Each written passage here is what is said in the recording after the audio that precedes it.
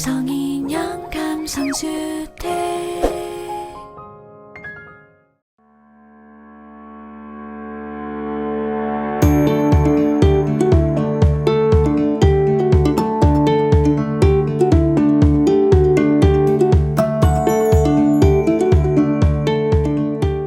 안녕하십니까. 네, 구독자 여러분들.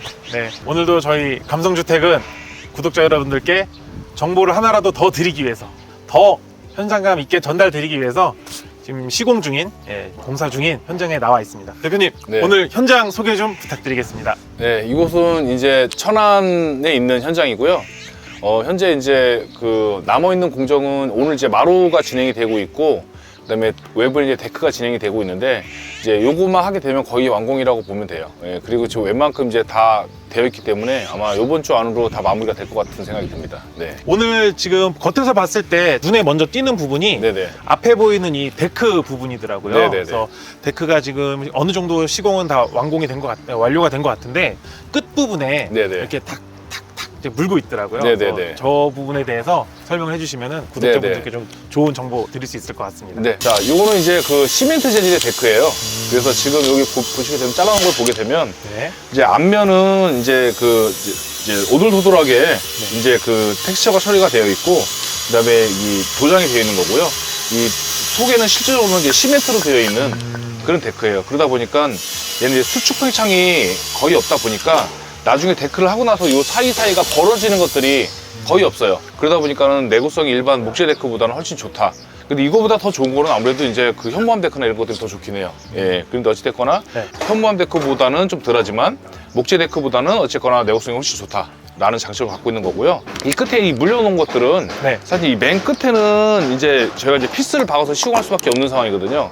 맨 끝에는 맨 끝에는 고정을 위해서. 그렇죠, 고정을 위해서 피스를 받고 나머지는 이 클립으로 클립으로 네. 데크가 이렇게 보다 보면 네. 한쪽은 이렇게 이제 그 홈이 들어가 있고, 한쪽은 이제 평평하게 되어 있어요. 네. 단차가 있네요. 끝에가. 단차가 있죠. 네. 단차가 있는 이유는 이제 클립을 놓게 되면은 클립이 이게 올라가기 때문에, 요거 때문에 이제 단차가 나거든요. 네. 여기다 이제 피스까지 받게 되면 단차가 좀 날 수밖에 없잖아요. 네.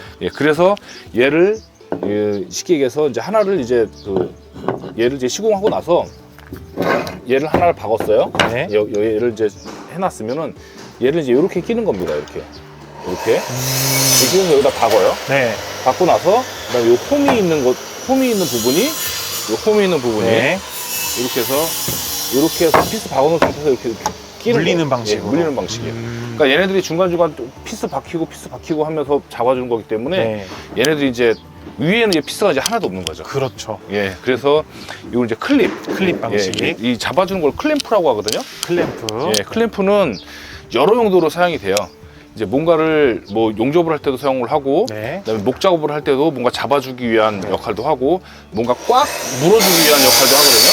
그래서 얘는 지금 현재 끝에 이제 피스를 박지 않고, 네. 이번엔 주가 이제 에폭시로 제가 접착을 하기 위해서 이렇게 전부 다 피스 시공 없이 해보려고 요번에는 이렇게 한번 그 클램프로 물어서 네. 접착 시공을 한번 해보고 있는 겁니다.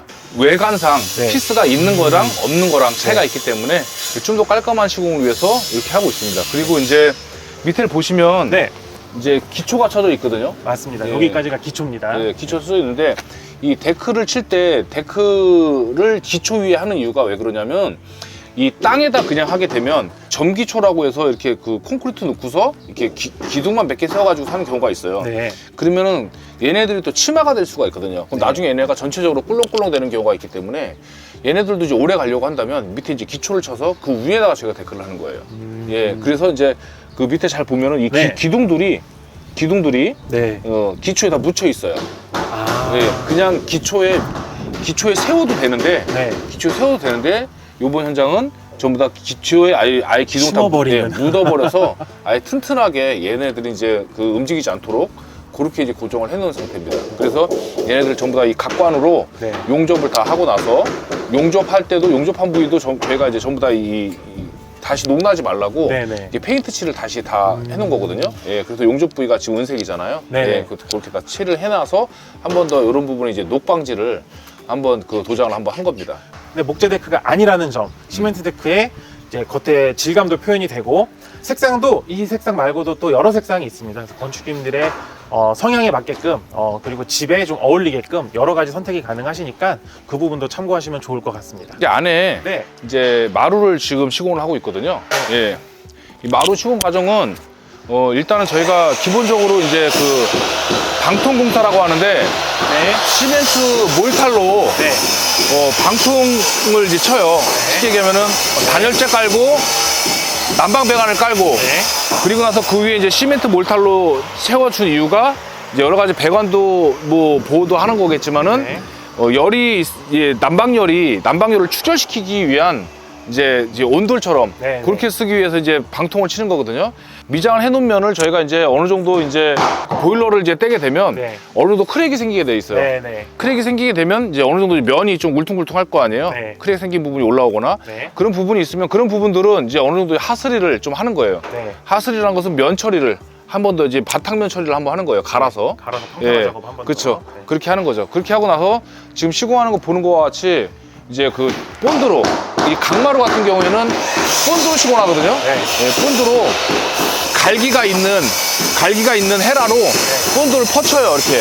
그 이유가 왜 그러냐면 타일 시공할 때도 마찬가지고 이 바닥 강마루 시공할 때도 마찬가지고 그냥 펴놓으면 거기에 이제 공기가 차갖고서 이제 딱 안 붙는 경우가 있어요. 그래서 공기를 인위적으로 줄로 가놓는 거예요. 그래서 거기서 밀착 딱딱딱 압착이 되면서 이제 꽉 붙을 수 있도록 그 이 방의 본드는 친환경 본드예요. 맞습니다. 친환경 네. 본드로 이렇게 해가지고서 이제 강마루를 고무망치로 두들겨서 접착하는 방식으로 그렇게 하고 있고요. 끝에 있는 것들은 이제 쪽장이 막 나와요. 네. 왜냐면 온판을 다 넣을 수는 없으니까. 네. 그래서 애초에 뭐 반으로 시작해서 반겹침으로 가는 경우도 있고 3분의 1로 시작해서 이제 계속 이제 또 3분의 2 온장 이렇게 겹쳐 나가는 방법이 있어요. 그런 것들은 이제 현장 상황에 따라서 지금 하고 있는데 네. 지금 같은 상황에는 거의 반겹침으로 네. 그러니까 반을 잘라서 반이 가고 그다음 온장 가고 반이 가고 온장 가고 반이 가고 온장 가면 그다음부터는 다 온장이 다 가도 되는 거예요. 맨 끝에서 이제 꺾인 부분이라든가 굴곡진 부분들은 저희가 이제 그 조기대를 대서 그거의 사이즈를 이제 연필로 그어서 그 부분을 반대로 자르는 거예요. 잘라서 넣게 되면 딱 맞게 되는 거죠.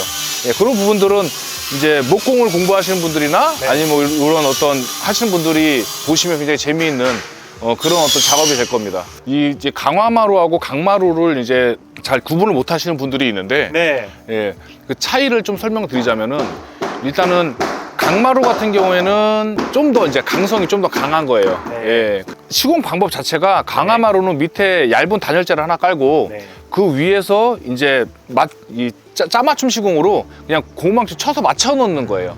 그러다 보니까 바닥하고 밀착되어 있는 게 아니라 떠 있는 상황이거든요. 그렇죠. 예, 떠 있는 상황이다 보니까 어느 정도 평활도는 좀 더 좋을 수는 있는데 어딘가는 좀 꿀렁거릴 수도 있고 그 다음에 얘네들이 시간이 지나면은 얘가 좀 움직이기 때문에 네. 사이가 벌어지는 경우가 생겨요. 벌어지는 경우가 거의 1년 안에 한두 군데 정도는 무조건 벌어진다고 봐야 돼요. 예, 무조건. 그리고 조금 더 습에 좀 더 약하고. 그래서 주방 쪽에 이제 물이 잘 떨어지잖아요. 네, 맞습니다. 거기 뭘 따로 깔아놓지 않으면 이게 부풀어갖고 사이사이가 부풀어서 이렇게 올라오는 경우가 있거든요. 근데 그런 거에 비하면 이제 강마루는 그런 습에 강하기 때문에 그런 것들이 굉장히 현저히 낮고 찍힘이 덜하다는 거. 그런 이제 장점을 갖고 있습니다. 예. 하자 부분에 대해서 미연에 더 강해졌고 그런 부분이 다 보완이 돼서 나온 자재이기 때문에 강마루가 요즘에 많이 선택하시는 마루 소재다. 꼭 기억하시면 좋을 것 같습니다. 깔아놓은 데를 보면은 이게 마루인지 몰라요. 맞습니다. 지금 네. 보면은 약간 타일 같은 느낌 나잖아요. 이제 폴리싱 타일의 느낌을 살린 네. 이제 강마루라고 보시면 되고요. 요즘에 가장 많이 선호하는 모델이라고 보시면 돼요. 그 원래 이제 폴리싱 타일로 다 깔게 되면 비용이 엄청나게 많이 올라가거든요. 그렇죠. 비용도 많이 올라가고 관리도 어려워요. 왜냐하면 바닥에 이제 매번 밟히는데 너무 자주 밟히는 곳에 줄눈을 넣게 되면 줄눈이 또 좀 빠져요. 예. 근데 면이 작은 화장실 같은 경우에는 저희가 이제 면 이제 쭈꾸미를 잡는다고 하거든요. 그렇게 잘 해가지고서 하다 보니까 그런 것들이 거의 없는데 면이 넓은 전체를 거실을 다 하게 되면은 또 거기 이제 구배를 잡기 위해서 대부분 좀 작은 타일을 많이 쓰거든요. 네. 왜냐면은 평활도가 이렇게 넓은 것을 갖다가 이렇게 구배를 주기는 네. 쉽지 않아요. 그러면 타일과 타일 사이가 단위져야지 네. 구배를 줄 수 있는 상황이잖아요. 네. 그래서 그런 걸 최소화하기 위해서 작은 각을 가지고서 이제 구배를 줘서 이제 하게 되는데 큰 각 같은 경우에는 그 구배를 주기가 어렵잖아요. 예, 그러다 보니까 이제 마찬가지예요. 이 마루를 큰 어떤 타일 가지고 하다 보면은 이 뭐랄까 이 각마치가 네. 쉽지가 않다 보니까 그래서 줄눈이 자주 빠지는 경우가 생기는 거예요. 가격에 비하면은 좀 가성비는 좀 떨어진다. 그래서 그렇게 하는 것보다도 이렇게 강화 마루인데 이제 폴리싱 타일 모양이 나는 그 마루로 하는 게 요즘에 좀 많이 인기가 있습니다. 외관 네. 같은 경우에는 지금 여기는 이제 그 세라믹 사이딩처럼 보이지만 맞아요. 세라믹 사이딩이 아니라 이제 메탈 사이딩이거든요. 예, 메탈 사이딩인데 메탈 사이딩은 이제 겉에가 이제 약간 이제 메탈 재질로 되어 있는 거예요. 네네. 예, 메탈 재질로 되어 있는데 그 속 안에 이제 우레탄 단열재가 들어가 있어요. 단열재가 한 번 더 그리고 반대쪽에는 이제 은박 단열재가 들어가 있어요. 네. 그래서 단열 성능이 조금 더 좋다, 좀 더 보완을 해준다, 보강을 해준다.